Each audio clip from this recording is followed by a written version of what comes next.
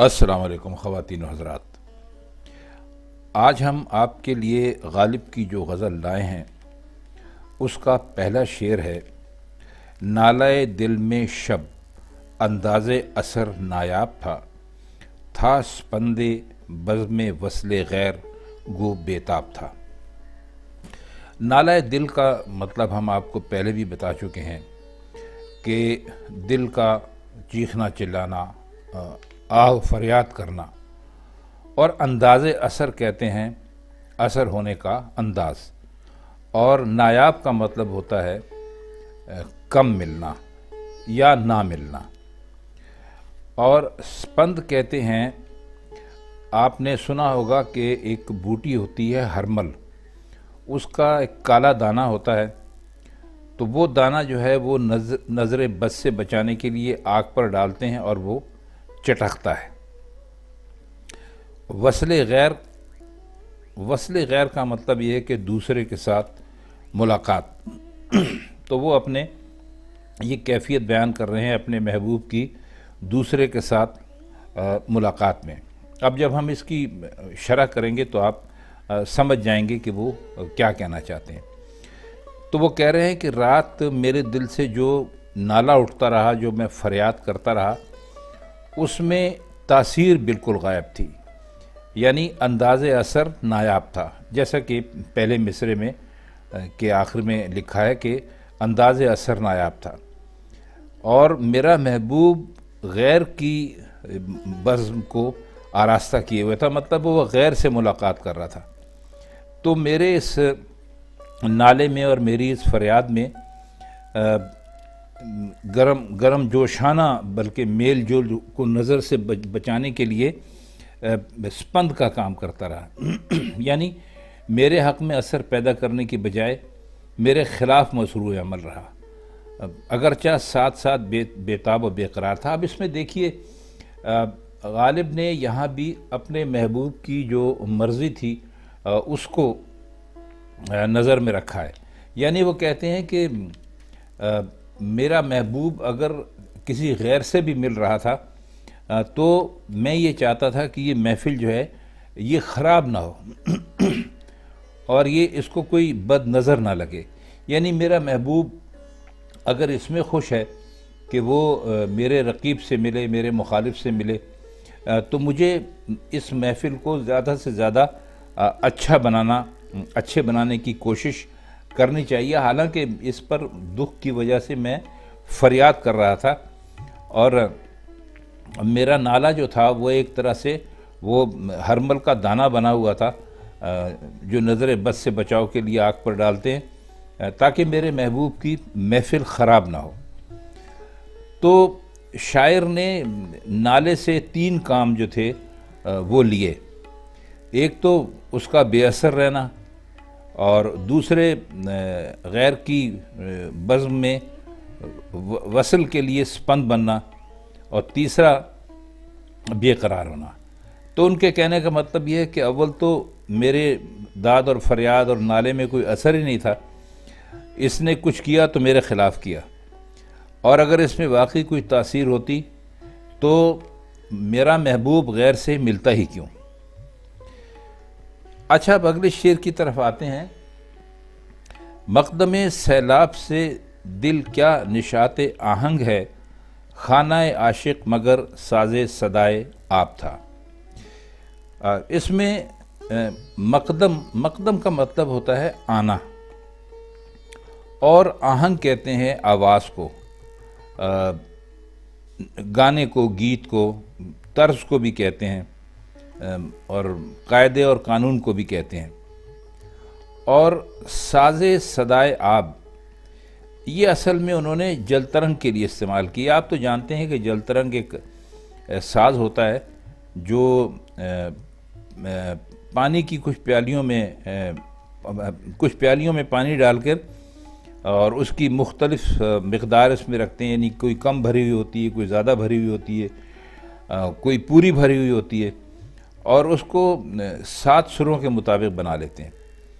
تو جب پیالیوں کو کسی چیز سے بجاتے ہیں تو ان میں سے مختلف سر نکلتے ہیں، یعنی ان کی ترتیب سے مختلف نغمے پیدا کرتے ہیں۔ تو وہ کہہ رہے ہیں کہ سیلاب جب آیا تو میرے دل میں بہت خوشی پیدا ہوئی اور اس نے طرح طرح کے نغمے گانے شروع کر دیے، اور معلوم ہوتا ہے کہ عاشق کا گھر نہیں تھا، ایک جل ترنگ تھا۔ یعنی جس طرح پیالیوں میں پانی بھر کر مختلف سر پیدا کیے جاتے ہیں، اسی طرح عاشق کا گھر سیلاب کی آنے پر، سیلاب کی آمد پر جل ترنگ کی طرح بجنے لگا۔ اگلا شعر دیکھتے ہیں۔ نازش ایام خاکستر نشینی کیا کہوں، پہلو اندیشہ وقف بستر سنجاب تھا۔ اب نازش کہتے ہیں فخر کو یا ناز کو، اور خاکستر نشینی کا مطلب ہے فقیری، درویشی، تھوڑے سے پہ راضی ہو جانا، یا جسے قناعت کہتے ہیں۔ اور سنجاب جو ہے یہ برفیلے علاقوں کا ایک جانور ہوتا ہے جس کا رنگ خاکی مائل اور کچھ سیاہ ہوتا ہے۔ اس کی کھال بڑی قیمتی ہوتی ہے، اور جس سے ایسی چیزیں بناتے ہیں جو آپ کو سردیوں میں گرم رکھتی ہیں۔ تو وہ کہتے ہیں کہ میں اپنی فقیری اور درویشی کے زمانے کا کیا حال سناؤں، اب تو کچھ نہیں ہے، قناعت ہی ہے۔ اور تو اس نے میرے لیے بڑے فخر اور ناز کے سامان مجھے دے رکھیں، کسی کا احسان لینا گوارا نہیں تھا، اور میرا خیال سنجاب کے بستر پر لیٹا ہوا مزے اڑا رہا تھا۔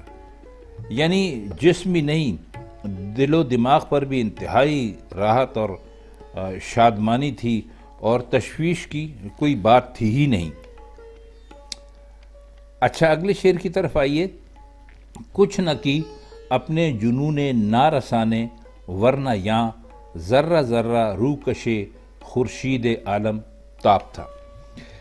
یہ جنون نارسا، اس میں ایک لفظ استعمال ہوا ہے، تو اس کا مطلب ہے کہ نا تمام اور بے تاثیر عشق، یعنی ایسا ہے جس میں کوئی تاثیر ہی نہیں ہے۔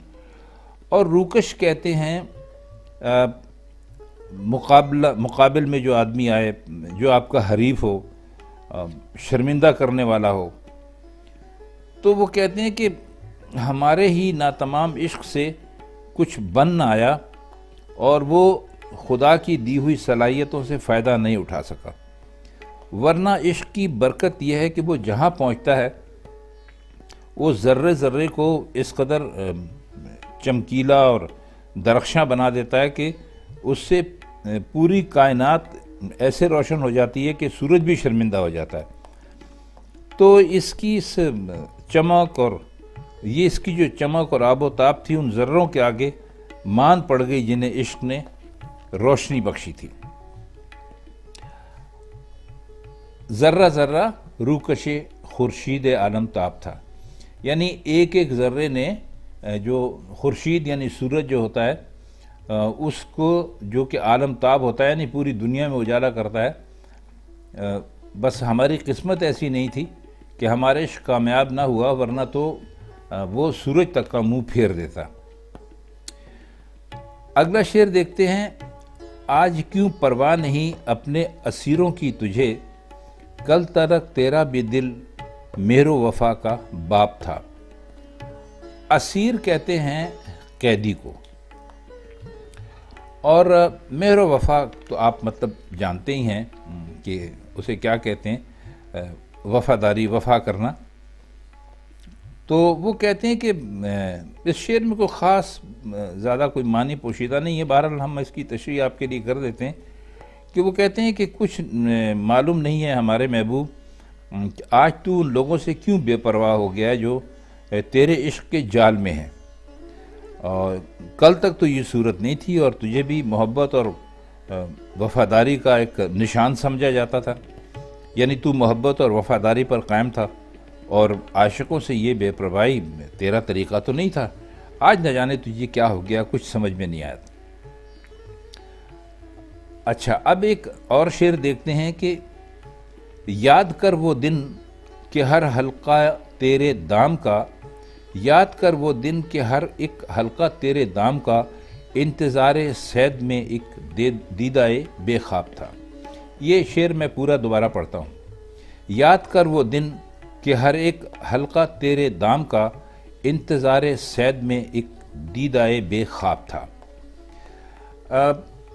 دام کہتے ہیں جال کو اور صید کہتے ہیں شکار کو، اور دیدائے بے خواب کہتے ہیں اس آنکھ کو جسے نیند نہ آتی ہو، مطلب ہے نیند سے محروم جو آنکھ ہو اس کو کہتے ہیں۔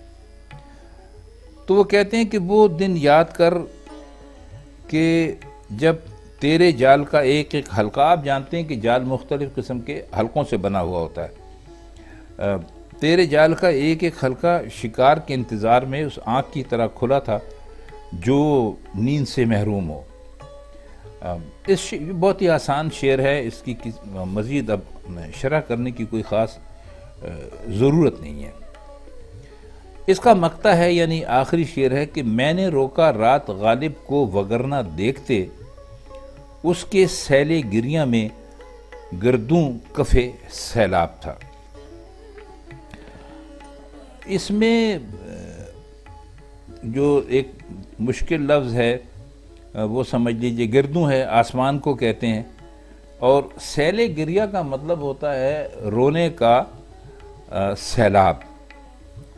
تو وہی کہتے ہیں کہ رات میں نے غالب کو سمجھا بجھا کر رونے سے روک دیا، ورنہ وہ اتنا روتا اور رو رو کر ایسا سیلاب برپا کر دیتا کہ یہ آسمان بھی جھاگ کی طرح بن کے رہ جاتا۔ تو خواتین و حضرات، یہ غالب کی ایک اور غزل تھی جس کی تشریح ہم نے کرنے کی کوشش کی ہے۔ تو بس آج کے لیے اتنا ہی، اب آپ سے ملاقات ہوگی غالب شناسی کی کسی اور محفل میں۔ تب تک کے لیے آپ ہمیں اجازت دیجیے۔ اللہ حافظ۔